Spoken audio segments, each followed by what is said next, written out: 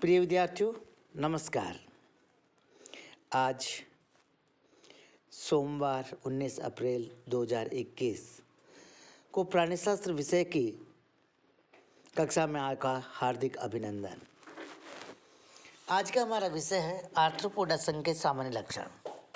यह विषय हम प्रस्तुत कर रहे हैं बीएससी प्रथम वर्ष के छात्रों के लिए सम्राट पृथ्वीराज चौहान राजकीय महाविद्यालय भीम, जिला राजसमंद से प्राणीशास्त्र विषय के अंतर्गत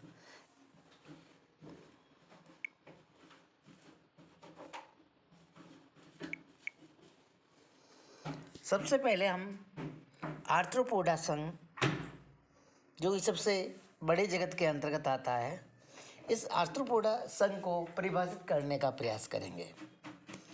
आर्थ्रोपोडा के अंतर्गत आने वाले जंतु त्रिजन स्तरीय, द्विपार्श्व सममित, सखंडित शरीर वाले, जिनमें देह गुहा पाई जाती है जो ह्रासित या रूपांतरित हो सकती है, जिनके शरीर के ऊपर काइटिन का बना हुआ बाह्य कंकाल पाया जाता है, जो समय समय पर कायांतरण की क्रिया के द्वारा उतार कर फेंक दिया जाता है। इन जंतुओं में जो है संदिग्ध उपांग पाए जाते हैं। यदि कोई जंतु ऐसा है जिसमें ये सभी लक्षण उपस्थित होते हैं तो उसे संघ आर्थ्रोपोडा के अंतर्गत सम्मिलित किया जाता है। एक बार मैं पुनः रिपीट कर देता हूँ। त्रिजन स्तरीय, द्विपार्श्व सममित, मेटामरिकली खंडित, जिनमें देह गुहा पाई जाती है जो ह्रासित या रूपांतरित हो सकती है, जिनके शरीर पर काइटिन का बना हुआ बाह्य कंकाल पाया जाता है जो समय समय पर निर्मोचन या कायांतरण की क्रिया के द्वारा उतार कर फेंक दिया जाता है, और जिसके प्रत्येक खंड में संदिग्ध उपांग पाए जाते हैं। इन 6 लक्षणों वाले जो जंतु होते हैं उसे संघ आर्थ्रोपोडा के अंतर्गत सम्मिलित किया जाता है। आर्थ्रोपोडा ग्रीक शब्द है, आर्थ्रोस प्लस पोडस से मिलकर के बना होता है। आर्थ्रोस का मतलब होता है संदिग्ध और पोडोस का मतलब होता है उपांग। वे जंतु जिनमें संदिग्ध उपांग पाए जाते हैं। यदि इन जंतुओं के सामान्य लक्षणों को हम देखें तो सबसे पहला जो सामान्य लक्षण है इनका, उस पहले सामान्य लक्षण में ये जंतु त्रिजन स्तरीय होता है, यानी इनका जो गैस्ट्रुला अवस्था होती है जिसमें 3 प्राथमिक जननिक स्तर बनते हैं, वो एक्टोडर्म, मेसोडर्म और एंडोडर्म तीनों होते हैं, इसलिए ये त्रिजन स्तरीय होते हैं। और इनके जंतुओं के शरीर में द्विपार्श्व सममिति पाई जाती है, इसलिए द्विपार्श्व सममित होते हैं, और पूरा का पूरा शरीर खंडों में विभाजित होता है, इसलिए यह सखंडित है। तीनों कैरेक्टर हो गए। नेक्स्ट कैरेक्टर में हमने कहा था कि आर्थ्रोपोडा संघ के जंतुओं के जो शरीर होता है उस पर बाह्य कंकाल के रूप में काइटिन का बना हुआ या काइटिन के क्यूटिकल का बना हुआ बाह्य कंकाल इनमें इन जंतुओं को आवृत किए हुए रहता है। इनके शरीर के जो खंड होते हैं, प्रत्येक खंड में जो उपांग पाए जाते हैं, उन उपांगों में भी जोड़ उपस्थित होता है, जोड़े उपस्थित है, इसलिए इसको संदिग्ध उपांग, जॉइंट उपस्थित होने के कारण इनको संदिग्ध उपांग कहते हैं।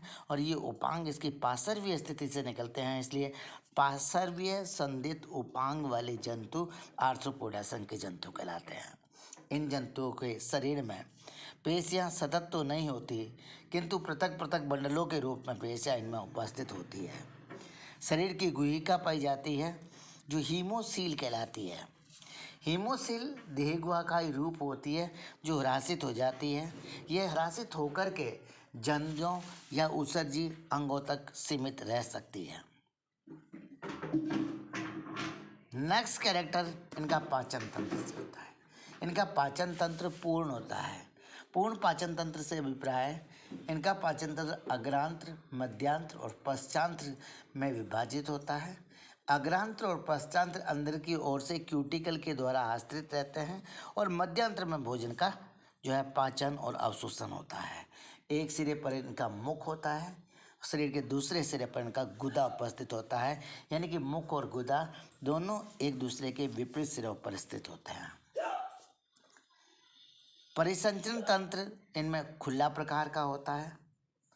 पृष्ठ, हृदय और धमनियां उपस्थित होती है, किंतु केशिकाओं का अभाव होता है।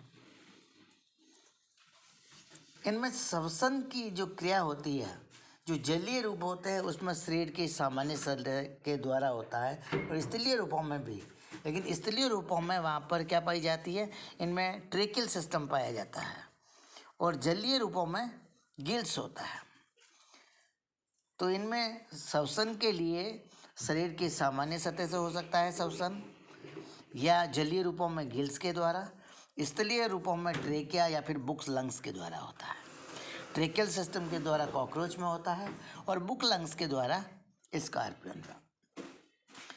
उत्सर्जन के लिए इसमें वास्तविक नेफ्रिडिया तो नहीं पाए जाते हैं, किंतु एक उत्सर्जन सिलोमोडक्ट होती है। इस उत्सर्जित सिलोमोडक्ट को ग्रीन ग्लैंड कहा जाता है। इसके अलावा इंसेक्ट्स में मैल्पीजियन ट्यूब्यूल्स पाई जाती है, और कोक्सल ग्लैंड्स पाई जाती है, जिनके द्वारा उत्सर्जन होता है। सिलोमोडक्ट या ग्रीन ग्लैंड, मैल्पीजियन ट्यूब्यूल्स या कोक्सल ग्लैंड्स के द्वारा इनमें उत्सर्जन होता है। शरीर के सभी भागों पर सीलिया पूर्णतः अनुपस्थित होते हैं। इन जंतुओं में लिंग पृथक पृथक होते हैं। कई रूपों में नर और मादा को स्पष्ट विभेदित करने के लिए इनमें लैंगिक द्विरूपता प्रदर्शित की जाती है। निषेचन इनमें आंतरिक होता है, परिवर्तन अप्रत्यक्ष होता है क्योंकि लार्वा अवस्था पाई जाती है, और इसकी अलग अलग क्लासेस में अलग अलग प्रकार के लार्वे पाए जाते हैं। ये जो मुख्य लार्वे हैं उसमें नॉप्लियस है, जोइया है, मेगालोपा है, माइसिस है, ये इत्यादि लार्वे जो आर्थ्रोपोडा संघ के लार्वे कहलाते हैं। कई आर्थ्रोपोड्स के द्वारा पैतृक रक्षण की क्रिया को प्रदर्शित किया जाता है, यानी कि वे अपने शिशुओं की देखभाल करते हैं। पैतृक रक्षण प्रदर्शित करते हैं कई आर्थ्रोपोड्स।